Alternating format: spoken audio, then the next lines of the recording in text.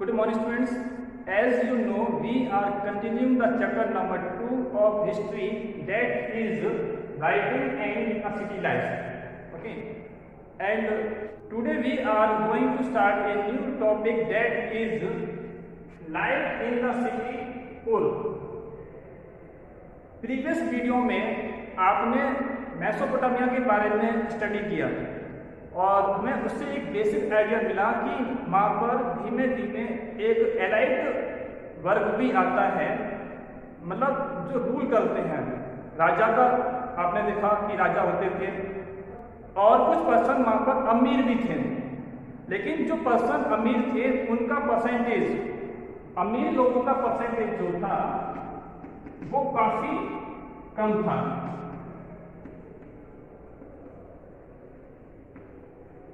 आपने देखा होगा कि अपने आसपास के एरिया में भी अमीर लोग ज्यादा नहीं होते, उनका रेशियो बहुत कम होता है, लेकिन उनके पास प्रॉपर्टी बहुत ज्यादा होती है. गरीब लोग ज्यादा होते हैं लेकिन उनके पास से प्रॉपर्टी बहुत कम होती है. इसके अपोजिट अमीर लोग बहुत कम होते हैं लेकिन उनके पास में प्रॉपर्टी का रेशियो जो है बहुत अधिक होता है. तो ये तो हो गया अमीर लोगों के बारे में. आज के इस टॉपिक में हम देखेंगे कि वहां पर जो ऑर्डिनरी पर्सन रहते थे उन लोगों की कंडीशन क्या थी. तो इस टॉपिक को हमें पढ़ना है in the heading of life in the city of Ur. Ur के शहर में कॉमन पर्सन की कंडीशन क्या थी, इसके बारे में आज हमको यहाँ पर स्टडी करना है. ओके, उर् सिटी में जो खुदाई की गई तो उसमें बहुत सारी ग्रेव्स मिली हैं. ग्रेव्स का मतलब होता है कब्र, ठीक है. और जब उन कब्र को खोदा गया तो जो डेड बॉडी होती थी उस डेड बॉडी से ज्वेलरी एंड कीमती चीजें प्राप्त हुई हैं. तो उनको देखने से एक आइडिया लगता है कि ये पर्सन काफी रिच रहा होगा, अमीर रहा होगा, या हो सकता है कि ये राजा हो या फिर हो सकता है कि ये रानी हो. इसी तरह से वहां पर जो लीगल डॉक्यूमेंट्स प्राप्त हुए हैं उन डॉक्यूमेंट से उस सिटी के कॉमन पर्सन के बारे में जानकारी प्राप्त होती है. कॉमन पर्सन के बारे में हमको मालूम पड़ता है. सबसे पहले देखते हैं कि कॉमन पर्सन की फैमिली किस तरह की होती थी. और सिटी में लोग न्यूक्लियर फैमिली में रहते थे. अब क्या होता है न्यूक्लियर फैमिली, इसे आप स्मॉल फैमिली भी कह सकते हैं. ठीक है, दो तरह की फैमिली होती है, एक होती है न्यूक्लियर फैमिली और दूसरी होती है जॉइंट फैमिली. इनके बारे में आपने स्टडी किया होगा. जॉइंट फैमिली एक लार्ज फैमिली होती है जिसके अंदर पति पत्नी, दादा दादी एंड बहुत से लोग उसके अंदर रहते हैं. लेकिन न्यूक्लियर फैमिली के अंदर क्या होता है कि पेरेंट्स एंड उनके चिल्ड्रंस इस फैमिली के अंदर रहते हैं. इट मीन्स कि काफी स्मॉल फैमिली होती थी या होती है. लोग न्यूक्लियर फैमिली में रहते जरूर हैं लेकिन फिर भी वो लोग साथ साथ रहते हैं, अपनी फैमिली के साथ में ही रहते हैं. ओके, वो सब लोग, वो सारे मेंबर्स जो हैं सब लोग साथ साथ रहते हैं. इट मीन्स मैरिड पर्सन जो है, मैरिड पर्सन वो अपने पेरेंट्स के साथ में ही रहता है. ओके, दूसरी बात, इस फैमिली में जो फैमिली वहां पर पाई गई पूर्व सिटी में, वहां पर जो मेल होता है, मेल फैमिली का हेड होता था. ओके, मेल पर्सन फैमिली का हेड होता था, यानी फादर हो सकता है, फादर फैमिली का हेड होगा. और हम देखते हैं कि वहां पर मैरिज का सिस्टम क्या था, शादियां किस तरह से होती थी. ओके, शादियां का सिस्टम जो था वो थोड़ा सा यूनिक था. शादी के लिए पहले अनाउंसमेंट करना होता था डिक्लेरेशन करनी होती थी। शादी के लिए सबसे पहले डिक्लेरेशन करनी होती थी, डिक्लेरेशन करनी होती थी। इसके बाद इसमें बताना होता था कि हम शादी करने के लिए इच्छुक हैं, यानी कि अपनी विलिंगनेस, अपनी इच्छा को दिखाना पड़ता था कि हम शादी के लिए इच्छुक हैं। इसके बाद में पेरेंट्स जो होते थे वो इसे अपनी सहमति देते थे। पेरेंट्स जो होते थे वो अपनी कंसेंट देते थे। कंसेंट का मतलब होता है सहमति देना। अब देखिए, एक बच्चे ने अब डिक्लेयर किया कि वो शादी करना चाहता है, तो इसके जो पेरेंट्स हैं उन्होंने क्या किया, कंसेंट किया, अपनी सहमति दी, ठीक है कर लीजिए शादी। ओके, अब क्या होता है कि अब जो ब्राइड है, सपोज ये हो गया ब्राइड एंड ये फैमिली हो गई ब्राइड ग्रूम की। पहले कंसेंट हो गया, फिर सहमति मिल गई।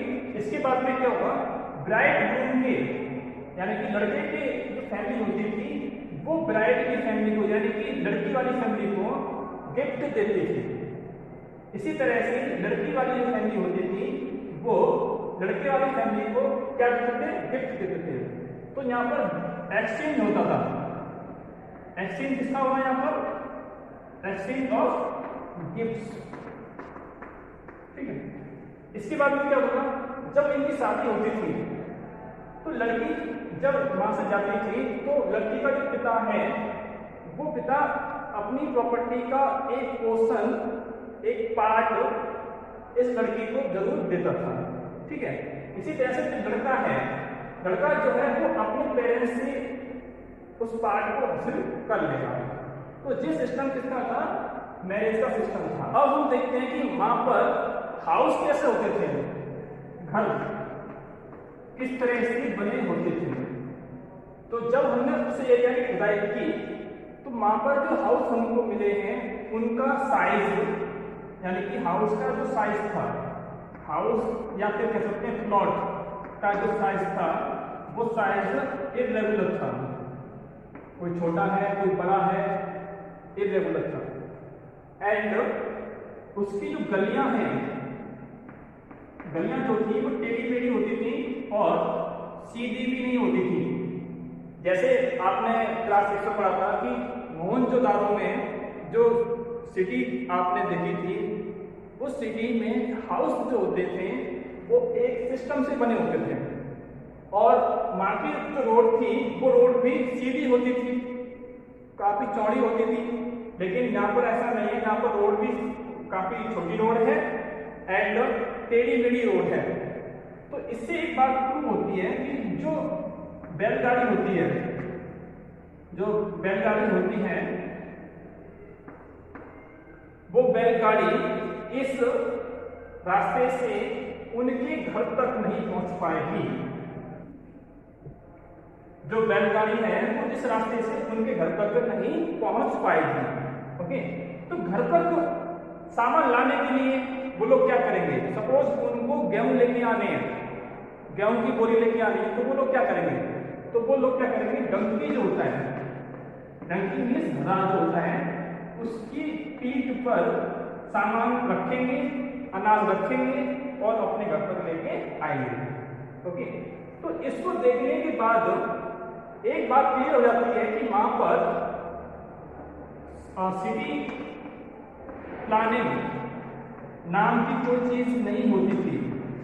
जैसे आपने देखा था मोहनजोदारो में सिटी प्लानिंग देखी गई थी, यहाँ पर सिटी की प्लानिंग का कोई भी सिस्टम देखने को नहीं मिलता है। दूसरी चीज आपने देखा, घर देख लिया आपने, स्ट्रीट देख ली।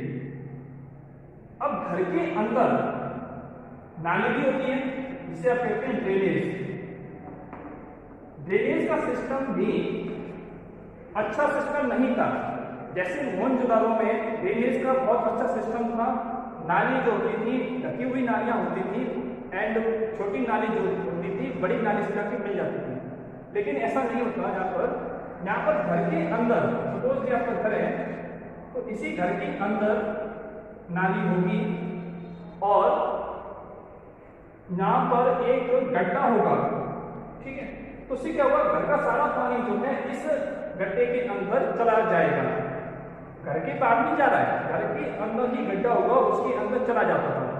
तो ऐसा क्यों करते थे वो लोग?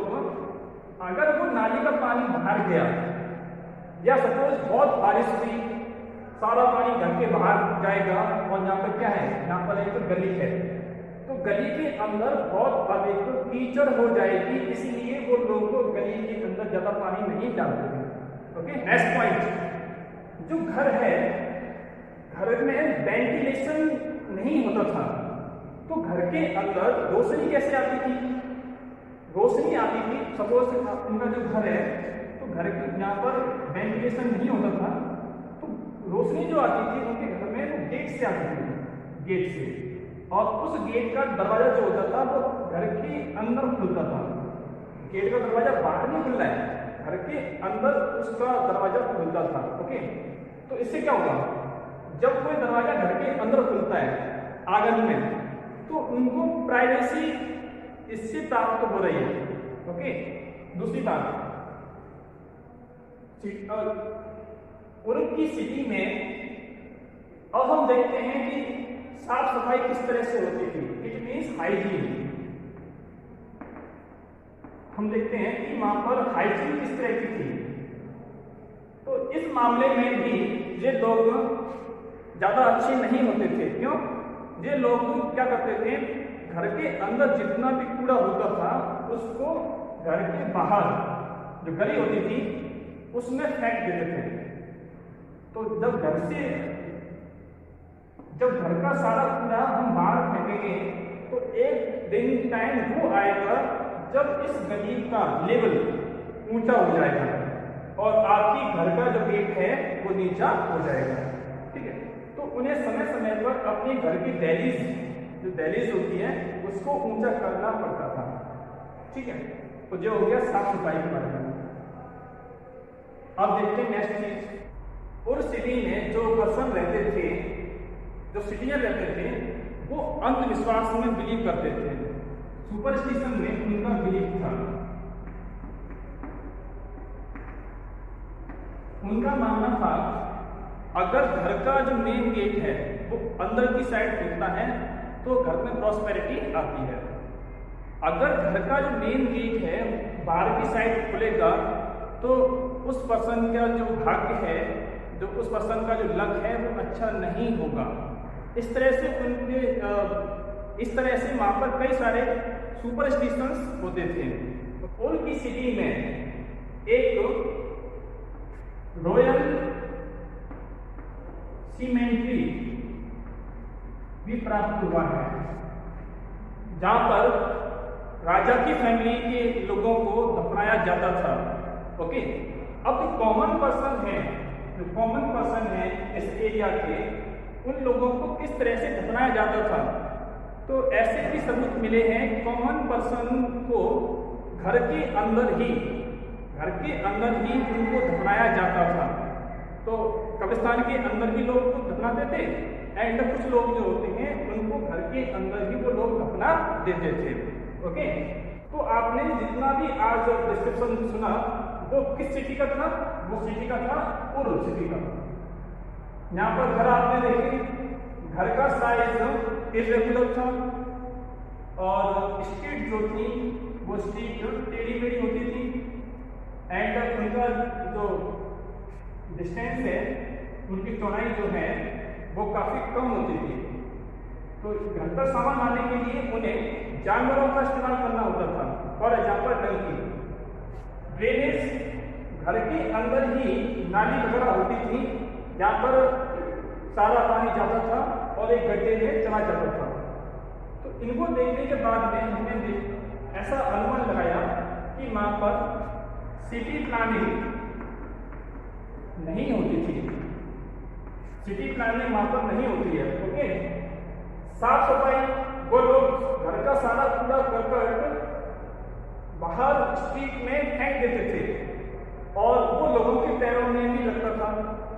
जब हम घर का सारा कूड़ा बाहर फेंकेंगे तो क्या होगा, जो स्ट्रीट है मतलब गली जो है उसका लेवल ऊंचा हो जाएगा, गली ऊंची हो जाएगी, आपका मकान नीचे हो जाएगा।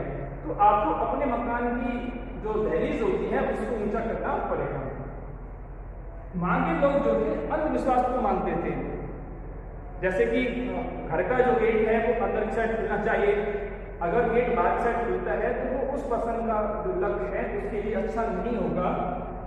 वहां पर जो लोगों को दफनाते थे तो क्या करते थे, उस एरिया में सीमेंट की खाली कब्रिस्तान, वहां पर लोगों को दफनाते थे एंड कुछ लोग अपने ही घर के अंदर लोगों को दफनाते थे। इन सब के अलावा आपने एक चीज और पढ़ी थी, इसको बोलते हैं मैरिज। शादी कैसे करते थे वो लोग, शादी करने का इच्छुक पर्सन जो होता था वो अनाउंसमेंट करता था, ठीक है, उसके बाद पेरेंट्स उसको अपनी कंसेंट देते थे, सहमति देते थे। इसके बाद में जब शादी होती थी तो दोनों फैमिली में, एक तो लड़के की फैमिली में और एक लड़की की फैमिली में गिफ्ट्स एक्सचेंज किए जाते थे, ओके। एंड लास्ट में जब शादी हो जाती थी तो लड़की जो होती थी उसको पेरेंट्स जो हैं, फादर जो हैं, उसे अपनी प्रॉपर्टी देते थे एंड लड़का जो है, लड़के के पेरेंट्स उसे अपनी प्रॉपर्टी देते थे।